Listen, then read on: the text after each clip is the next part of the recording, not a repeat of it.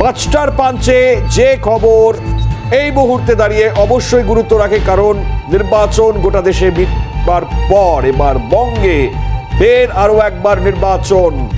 আর এবারের এই উপনির্বাচন কিন্তু অত্যন্ত গুরুত্বপূর্ণ হতে চলেছে। আপনাদেরকে জানিয়ে রাখবো আমরা যে খবর এই মুহূর্তে আপনাদেরকে দেখাচ্ছি, ইনফ্যাক্ট আপনাদেরকে সরাসরি সেই খবরের আপডেট জানাবার চেষ্টা করব, কারণ 10ই জুলাই রাজ্যে ফের ভোট, তার ঘোষণা ইতিমধ্যেই সামনে এসছে। 4টি বিধানসভায় উপনির্বাচনের দিনক্ষণ সামনে এসছে। জানি রাখি আপনাদেরকে, রানাঘাট, দক্ষিণ, বাগদা, মানিকতলা এবং রায়গঞ্জ 2021 বিধানসভায় 3টিতেই বিজেপি জিতেছিল এবং এই 4টি বিধানসভার মধ্যে 3টি ছিল বিজেপির দখলে। ফলত 2021 বিধানসভার এই 3টি আসনে জয়ের জায়গায় দাঁড়িয়ে এটা কিন্তু অবশ্যই দেখবার জায়গা থাকছে, কারণ একদিকে নির্বাচন মিটে যাবার পরে গোটা দেশে একটা উপনির্বাচনে খুব একটা ইন্টারেস্ট থাকে না, কিন্তু ইন্টারেস্ট তখনই বেড়ে যায় যখন সেখানে প্রধান শাসক দল বনাম বিরোধী দলের লড়াইটা প্রবল জোরদার হয়ে ওঠে।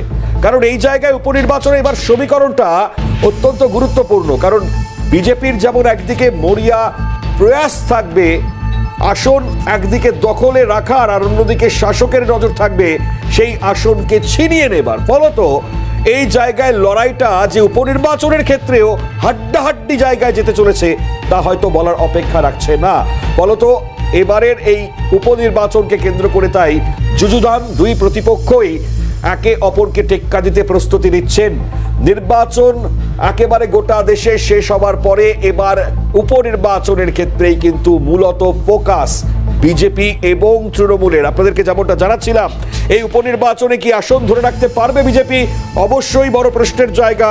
এবং লোকসভা ভোটের নিরিখে যেটা বিজেপির তরফ থেকে অ্যাডভান্টেজ, কারণ তাদের যে ভোট পার্সেন্টেজ বা বিধানসভার নিরিখে তাদের যে জায়গা দখল করে রাখা, সেটা কিন্তু আমরা দেখতে পাচ্ছি তারা কিন্তু যথেষ্ট পরিমাণে রেখেছেন। ফলত সেই জায়গায় কিন্তু এই অ্যাডভান্টেজটাকে তারা সঙ্গে নিয়ে যখন শুরু করবেন, তখন শাসক দল তাদের কাছেও কিন্তু অবশ্যই এক জোরালো এক অবশ্যই জায়গা থাকতে চলেছে। তা হচ্ছে এই আসনটিকে বা এই আসনগুলিকে তারা নিজেদের আয়ত্তে নিয়ে আসবার জন্য মূলত কোন স্ট্র্যাটেজি তারা মেনটেন করবেন।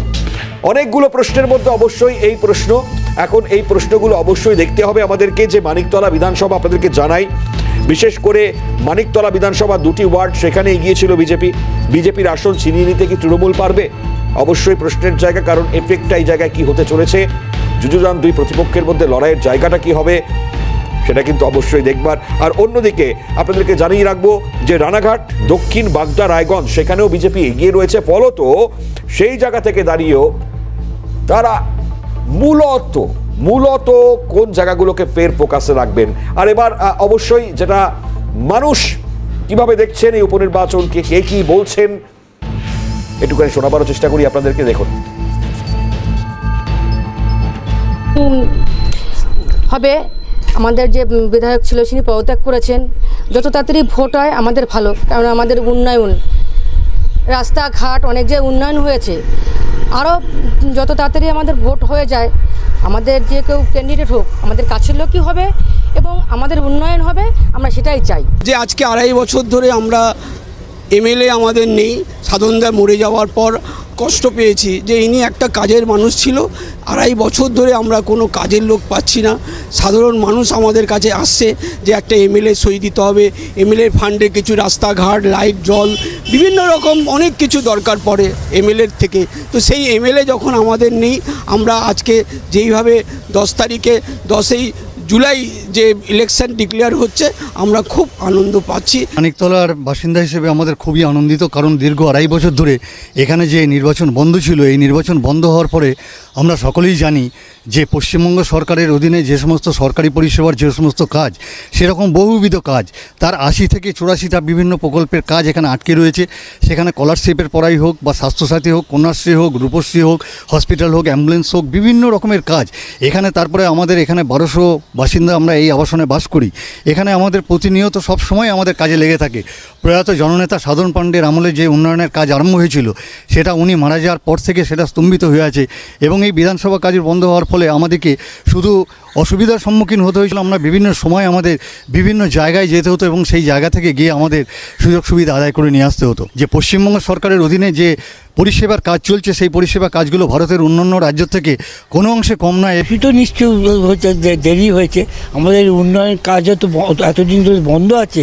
আমাদের কাজকর্ম করতে গেলে বাইরে মেলে মন্ত্রী সই সাপোর্ট করতে হয়, অনেক মুশকিলের ব্যাপার হচ্ছে, প্রবলেম হচ্ছে। না থাকলে যে 2.5 বছর ধরে আমরা সব রকম সব। চলুন মানুষের ওপিনিয়ন কি রয়েছে, কে কি বলছেন তো শোনালাম আপনাদেরকে। এবার এই বাই ইলেকশনের গুরুত্বটা কোন জায়গায় আরো একটুখানি ব্যাখ্যায় যাওয়ার চেষ্টা করব।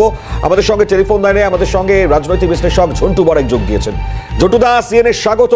একটু আপনার থেকে জানবার চেষ্টা করব যে এই বাই ইলেকশনের গুরুত্বটা কোন জায়গায় তাহলে পরে থাকছে, কারণ স্ট্র্যাটেজিক্যালি কে কি এবার করবেন তাহলে পরে। মনে হয় যে বাই ইলেকশনটা সততই একটা পুরনো কথা আছে, প্রচলিত কথা, যে রাজ্যে যারা শাসক দল থাকে তাদের ফেভারে থাকে। যদিও এমন বহু উদাহরণ আছে, সিপিএম বামফ্রন্ট ক্ষমতার শেষের দিকটায় কিন্তু বলাগড় বা অন্যান্য জায়গায় ভালো রেজাল্ট করেছিল তৃণমূল, বা তৃণমূলের যখন মধ্য গগনে সূর্য তখন তো সাগর দিঘি বাই ইলেকশনে তারা হেরে গেছে, পর্যস্ত হয়েছে। কিন্তু তারপরেও বলছি, যেহেতু হাল আমলে তৃণমূল একটা সাইক্লোনিক ফর্মে পশ্চিমবঙ্গে ভোটে লোকসভা ভোটে একটা ভালো রেজাল্ট করেছে, তার ফলে খুঁটিনাটি বিশ্লেষণ করে যদি আমরা দেখেও নিই যে কলকাতা বা একাধিক রাজ্যের বিভিন্ন প্রান্তে বিভিন্ন জায়গায় বিরোধীরা, বিশেষ করে বিজেপি, লোকসভা ওয়ারি নির্বাচনের নিরিখে বিধানসভায় এগিয়ে থাকলেও আমি বলছি আঙ্গিকটা কিন্তু উপনির্বাচনের সম্পূর্ণ আলাদা। অর্থাৎ লোকসভার নির্বাচন এবং বিধানসভার নির্বাচনের আঙ্গিক আলাদা, আবার উপনির্বাচন আঙ্গিকটা অন্যরকম আলাদা। কারণ এখানে শাসক দলই সবসময় সিংহভাগ সময় এগিয়ে থাকে, অ্যাডভান্টেজ। সেই লজিকে কিন্তু আমি মনে করি এখানে তৃণমূল যোজন কোষ এগিয়ে। দ্বিতীয়, যেহেতু একটা বড় ধরনের ভোট শেয়ারিং বিজেপি করেছে, ফলে কর্মীদের মধ্যে একটা হতোদ্যম অবস্থাও থাকবে, এবং সেই হতোদ্যম অবস্থাটা সদ্য 2 জন মন্ত্রী সবাই স্থান পাওয়া 2 জন মন্ত্রী এবং সার্বিকভাবে অর্গানাইজেশন কতটা তুলে আনতে পারে এই শর্ট টাইমের মধ্যে, সেটা এখন প্রশ্ন।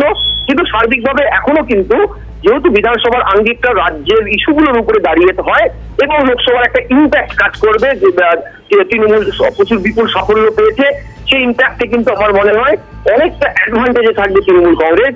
এবং শতযুক্ত তোমাকে আমি বললাম উপনির্বাচন, সেখানে স্টেট মেশিনারিও একটা বড় ধরনের ফ্যাক্টর হিসেবে কাজ করবে, এবং তৃণমূলের যেটা হয় যে কর্মীদের মধ্যে একটা সাফল্যের একটা নতুন উদ্যম আছে। দ্বিতীয় হচ্ছে এই যে সন্ত্রাসের একটা আবর্ত, সেই সব মিলে কিন্তু তৃণমূল অনেকটা এগিয়ে থাকবে এই উপনির্বাচনে। আমার তো মনে হয় সবটাই না হয় তৃণমূল জিতে যায়। বাপরে, বেশ ঝন্টুদা, অসংখ্য ধন্যবাদ জানাই। ঝন্টু বড়াইক, রাজনৈতিক বিশ্লেষক। দেখুন, এই বিশ্লেষণের জায়গাটা খুব ইম্পর্টেন্ট থাকে, কারণ আপনাদেরকে বুঝতে অনেকটা সুবিধে হয়। ফলত অবশ্যই দেখবার ভবিষ্যৎ বলবে যে তৃণমূলের এক্ষেত্রে দাঁড়িয়ে কি হতে চলেছে। যেহেতু বিজেপি অ্যাডভান্টেজ থেকে শুরু করবে উপনির্বাচনগুলোতে, সেক্ষেত্রে একটু বক্তব্য শোনাবো, দুটো রাজনৈতিক বক্তব্য। একদিকে সুকান্ত মজুমদার, তিনি এই উপনির্বাচনকে কেন্দ্র করে কি বলছেন, এবং একই সঙ্গে নওশাদ সিদ্দিকী, তিনি ঠিক কি বলেছেন, শোনাবার চেষ্টা করি। শুনুন। ঘোষণা হয়েছে, আমরা প্রস্তুতি নিচ্ছি তার জন্য, ক্যান্ডিডেট থেকে শুরু করে চিন্তা ভাবনা শুরু হয়ে গেছে। আজকেই তো ঘোষণা হয়েছে, আলোচনা করি, অবশ্যই দেবো। কন্টেস্ট করার জন্যই তো রাজনীতির ময়দানে এসেছি। 4টি জায়গাতেই দেবেন? সেটা আলোচনার ভিত্তিতে হবে।